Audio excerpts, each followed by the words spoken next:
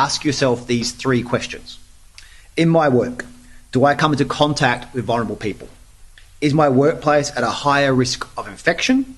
Do I work on infrastructure or logistics that are critical to the territory? If your answer is maybe, or I don't know, you need to get the jab. Critically, the direction also applies to industries who directly face customers in circumstances where the worker may not know the vulnerability of the person they are interacting with. So it is simple.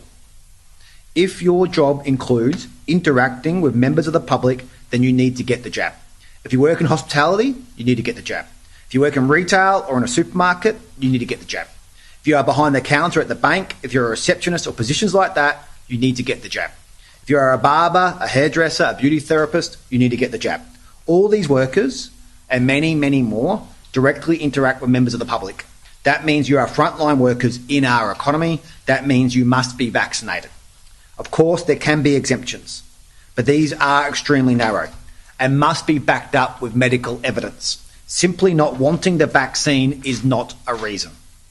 Today, we're also announcing the date from which this mandate comes into effect.